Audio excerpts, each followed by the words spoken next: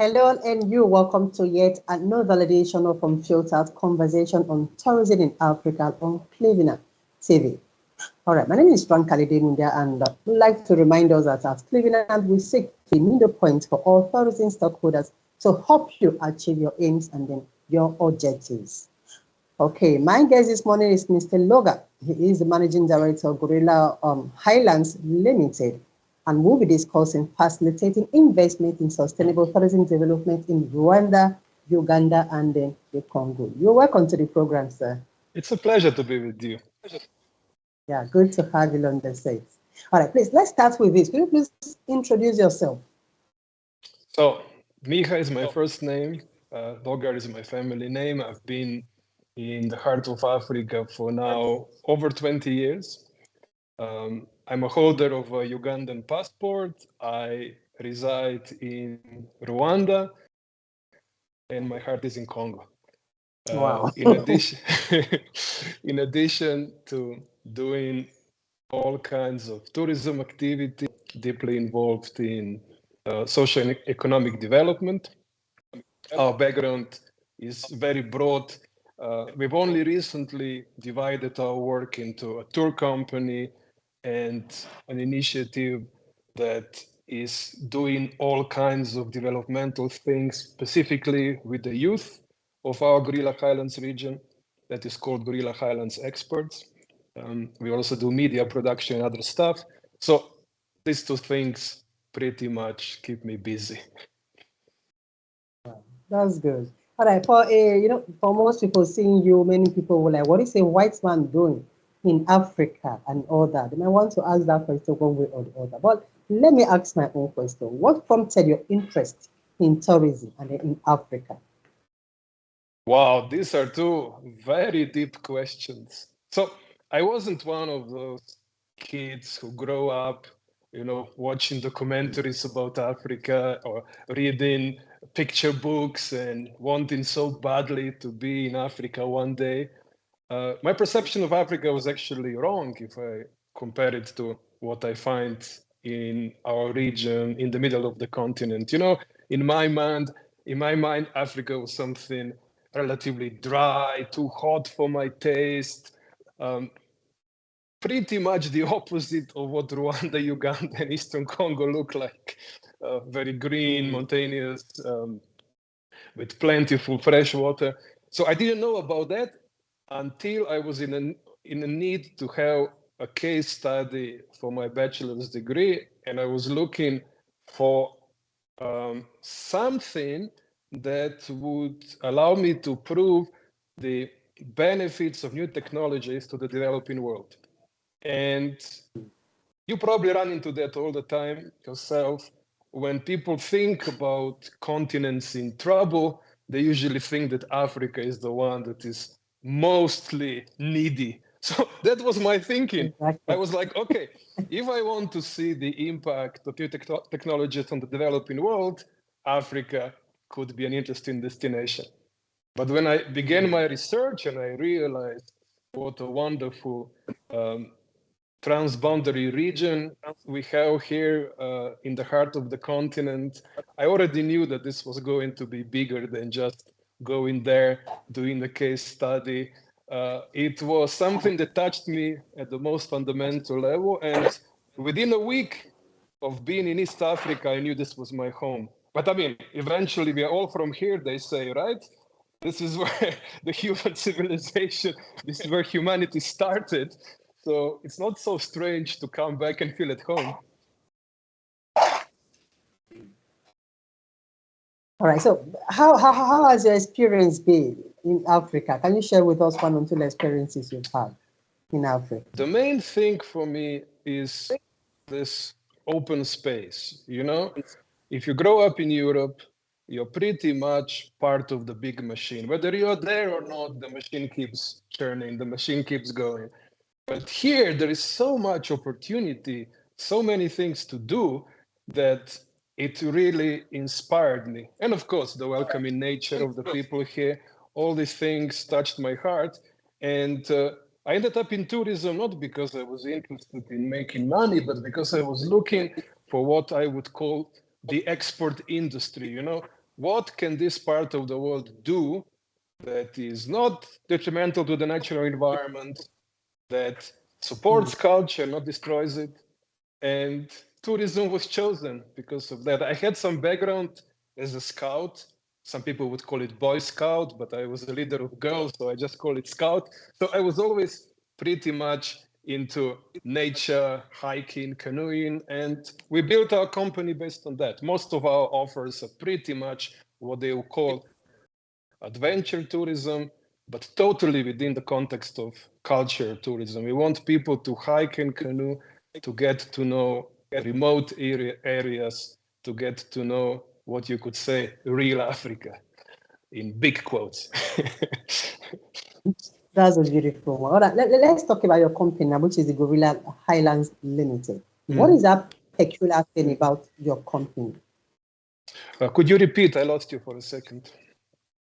Oh, sorry, please. All right. I asked about your company, the Gorilla Highlands Limited. What is that peculiar thing about your company, and then how have you been able to like influence the people, the environment, like the country you are currently in now, and improve on them positively?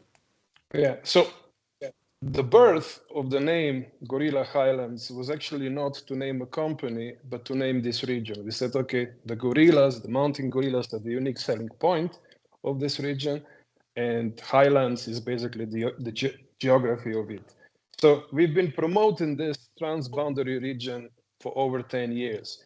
And how to say, in the pandemic, we realized that sometimes it also makes sense to make some money, because suddenly when you don't make money anymore, you realize that it's important. So we said, okay, Exactly, very important. yeah, let's develop this tourism wing within the context of trying to develop this region and making sure that everybody benefits and that nature doesn't suffer, and also profile ourselves more clearly. Because sometimes, you know, when people see that you're doing many things, they don't know what to make of you. But now we say, hey, if you want, we can give you an amazing experience in East Africa and Central Africa. But of course, there is more to what we do. All right, you're basically into trips and destinations. When you say trips and destination, can you explain that for the audience? What does that really mean? So our origin would probably bring us closer to, you know, destination management company. We were really interested in developing this area shared by the three countries as a destination for others. So we would promote it, we would develop products that kind of fit into other people's tours. Only much later we said, but okay, we can also do this ourselves since we need to survive. So destination is the main thing here. And within this destination that we call the Gorilla Highlands, we've chosen to be in adventure tourism, in hiking, canoeing, those things that other people were not doing. I always find it boring if you come and copy others. We wanted to do something that was different. But of course, now, if people want to come and hike for a week, they also want to maybe see a Savannah National Park, you know, go there by cars, or maybe they just need transport from the capital city to the starting point. So over time, we, of course, naturally grew into all directions. So now people mostly, when they contact us, they say, hey, we want to see Rwanda, Uganda, Congo. Can you do that for us? And then we integrate our hiking and canoeing into that motorized tour. So Rwanda, Congo, and the Uganda, would you describe this as a good and viable site for tourism? Oh, it's amazing. It is unbelievable. It's like made for this, I would say. Very good roads in a perfect natural environment. People that are not yet jaded, they're not tired of tourists, you know, they are happy to receive visitors, and numerous attractions. Like, I reside in Rwanda. Rwanda is a relatively small country, but when you add Western Uganda and Eastern Congo to what Rwanda has to offer, when you really take advantage of this transboundary nature of the region, it's pretty much mind-blowing. And again, we benefit from that because once people come to us, they come with relatively low expectations, and then it's easy to impress them because they did not expect to find something like that. And then there are small contrasts, or sometimes big ones, because Rwanda, Uganda, and Congo can be very different. Especially Rwanda is like not what people would expect in the middle of the continent. You know, very modern, clean, organized, all these things, and people get impressed. Wow. It's all right. No. What is the best time to go for a safari? Either Uganda or Rwanda or even Congo? I mean, we can probably say that the whole concept of dry seasons and rainy seasons is a little bit outdated. If somebody asked me, when should I come? I would say, okay, maybe avoid April because it tends to rain a lot in April. But outside of that, you can come anytime. And honestly, even recently in April, we had a lady here who was hiking. She was doing a 1 week trek on the shores of Lake Kivu that separates Rwanda and Congo, and it was raining as well, but it wasn't that bad. She still enjoyed. So the simple question is: do not mind about rainy seasons and other things. Come when you have time. And you know, rains here do not mean that it's going to flood you for the entire day. Sometimes the rain is actually something that brings the beauty of the nature closer to you because it kind of clears up the rain, so it clears up the air. So you would wait for that rain to pass and then have an amazing evening or something like that. So I would say to people, don't mind. Look at your calendar. See when it works for you, and we can make it happen. All right. Gorilla Highlands is operating in 3 countries. How easily was it or is it for you to operate in these 3 African countries? Thankfully, we have the East African community, which is modeled on the European Union, and it's all about integration and everything else. So, for example, I have a Ugandan passport, but with my Ugandan passport, I can work in Rwanda as long as I officially apply for the work permit. There are no fees to pay because I'm an East African. So in terms of doing activities on both sides of the border, no problem at all. And Congo also recently joined the East African community. Of course, it's going to be a long process of integration, and we'll see how quickly we can deal with things like, you know, at the moment, if you have an East African visa, the moment you cross into Congo, it expires, which is not ideal. So you would put Congo in the beginning or at the end of the tour just because you don't want to go into visas twice. So we are hoping that these things are going to slowly be sorted out, and we can make it more of a completely integrated region. But between Rwanda and Uganda, no issue whatsoever. We're actually going to discuss more of that, which is the challenges you face in working in this African country. Before we get to that, would you say your company has contributed economically to the economy of these 3 countries? Mm-hmm. Mm-hmm. Well, at the most fundamental level, it's about giving people a chance to earn some decent money with what they have. Sharing their heritage, sharing their natural environment, all these things that at the end of the day are hard to find in a remote rural area because how are you going to earn something there?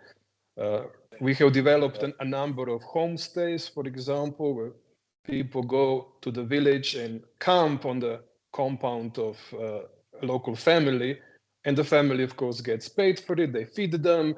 They make sure that their night is very special. The guest gets the experience of, you know, spending a night in a remote village, and the hosts get paid for that. But what's also very important, what you can see the first moment they pull out their guest books, they are especially proud, you know? So it's also about cultural pride, because if I'm in a remote village and you come to meet me, that validates me. It makes me makes me feel that what I have and what I represent is worth something. So I would say it's about economic benefits, but it's also about cultural self-respect, about cultural exchange, learning about different worlds. We don't want it to ever feel like commercial tourism. We want it to be about people meeting people, the human contact, becoming friends, and it's been working to everybody's benefit, I would say. I know you've mentioned it in the course of our discussion, but I just want you to itemize this. What are the tourist attractions in either the Uganda, Rwanda, and then the Congo? Can you just itemize it? Let's get to hear what they are. So the one without comparison is, of course, the existence of the mountain gorilla. There's endangered species, like there are 1,000 of them left. And that mountain gorilla is, on the one hand, a reason for people to even consider coming here. But on the other hand, it's also something that overshadows everything else. Because many times people would go to Kenya or Tanzania for their safari and then just come to Rwanda for 2 nights, not knowing that they can also find interesting savanna places within our region. So the gorillas dominate everything. Then you have chimps that kind of come as part of the same package. Unbelievable hiking because of this dormant volcanoes and hills and lakes and everything. Really beautiful. Also perfect for cycling. Not so far away from this green mountainous areas, you have savanna national parks that also have everything you could imagine. So when you add to that cultural variety, you pretty much get a destination that is quite unique. And people go home impressed. And many times I joke, but it's relatively serious. I say, you come here to see the gorilla, but you go home talking about people because it's people who touch you. It's common humanity that makes a difference. The gorilla is a fantastic experience to see, but it's different to sit at a campfire on a remote island and discuss life with a Ugandan person. Probably that one is going to stay deeper in you than animals. Zara, you've extensively answered our question, but I just want to let's see the challenges. Okay, let's see the challenges of hosting or of running such a company in these host countries. What challenges do you encounter in having to carry out your day-to-day activities?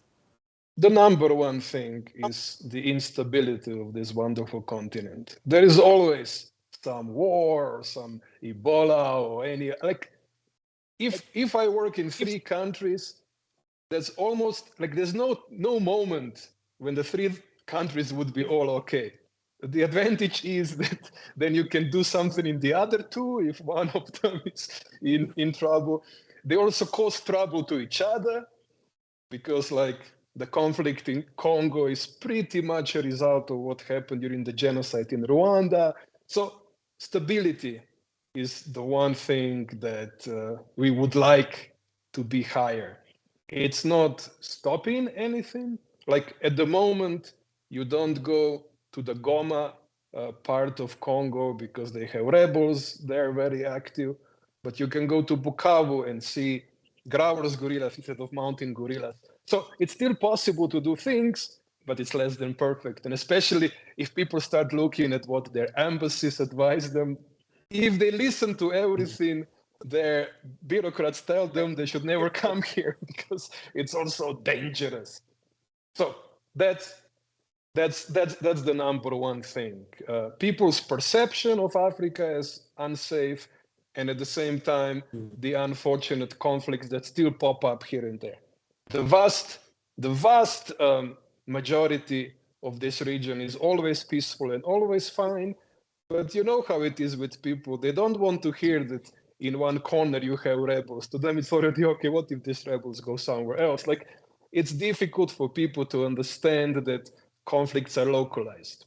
So that is by all means the number one thing. The conflict, the disease, and of course, the connections between the three countries that make these things happen across the borders very easily. Number two is that human resource here is limited. It's hard to build a tour company with local employees because few people have the education and exposure to actually do that. We have excellent guides. We are very proud of the gentlemen and ladies who actually lead people around the area. But it's hard to find somebody who would sit in the office and do higher level work, or let's say the boring work of contacting everybody. That is difficult to find, especially outside of the big city. Because anybody who wants to achieve something, they want to be in Kigali, Kampala, somewhere very urban. So for us who operate in remote areas, that is a challenge. Outside of that, I don't think there is anything really big. I think it's relatively easy to run such a business here. So to these two challenges now, do you think there is a solution to it? There are. Can you just outline them? Then, do you think there is the role that the government can play to alleviate these challenges? Well, the biggest problem seems to be our leaders knowing each other too well, or growing up together, and then developing personal beefs that influence the situation in different countries. So politics is always a little bit too personal here, or always connected to some prejudice or past conflicts or anything like that. So we have we are very much in support of the East African idea because it stabilizes, it connects and everything.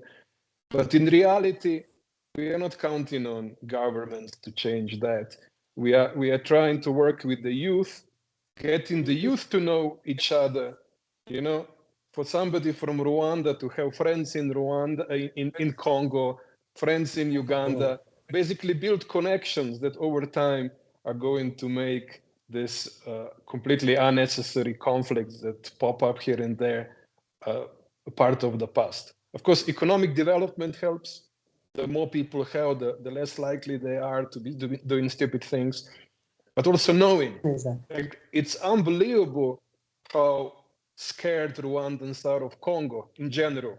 It's a neighboring country. It's very easy to get there, but most Rwandans would never go there, even though it's quite amazing and people are really welcoming.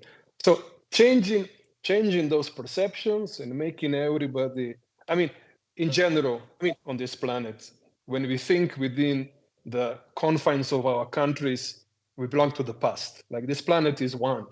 We need to know that if somebody has a different passport, that doesn't mean anything. So if we build that with the youth, and especially in a way that is friendly to the environment and ecologically sound, I think we can build a better future for this region. It's all right. We do hope your prayers and your thought is actually comes to fruiting. We do action. But we'll still go over. We don't just pray. We don't just pray and hope. We are now starting a youth initiative that's going to operate in the three countries, and we are hoping that over time it can become really a force of peace, stability, and progress. Africa. That's a good one. So let's look at the tourism sector now. All right, you are a stakeholder in this sector. All right, now for others like you, what do you think, or what do you think they can do to grow their own companies?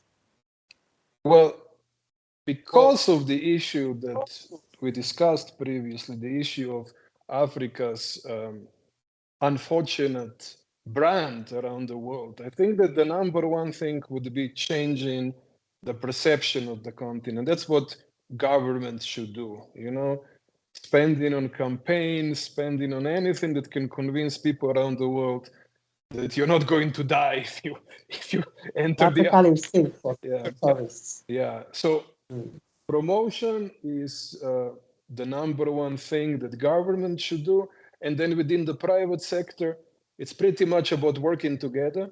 I've spent now over 10 years trying to convince people that instead of copying what somebody else is doing, that maybe you should do something different and see how the two of you can collaborate. There is this tendency of everybody wanting to do everything by themselves. But of course, if we work together and if we benefit from other partners' special skills, then the visitor gets the best out of it. So within that, of course, there is always a need for more training, more education. So making sure that everybody that gets in touch with visitors has the right skills to make them happy is, of course, paramount as well.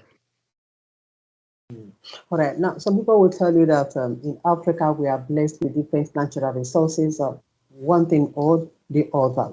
But you've been in the continent for quite a while now. You've seen things yourself. You've also had experiences in the continent yourself. Do you think there is even reason for African countries to be at war with each other? Well, our neighbor Congo is actually an example of what happens when you have too much. The reason why they're in war is that they have so many resources that local elites, neighbors, everybody is greedy and wants a bit of Congo. So in many ways, resources are a curse on this continent. If an African country discovers oil, that usually means trouble. Isn't that sad? Yeah. Very sad indeed. Yeah. Seriously. Yeah. So we have resources. This is the continent of the future. No question about that. But fundamentally speaking, until we all decide that trading with each other is more important than having grudges, until we come to that point, I don't know what we can actually count on, because conflicts don't happen for nothing. Exactly. Like cooperation is a decision. Cooperation is something that every leader at the end of the day should, at the most fundamental level believe in, not just do it because it's the right thing to do, but just saying, hey, it's one Africa. Let's work together to develop it as a fantastic place for not just tourism, but everybody else.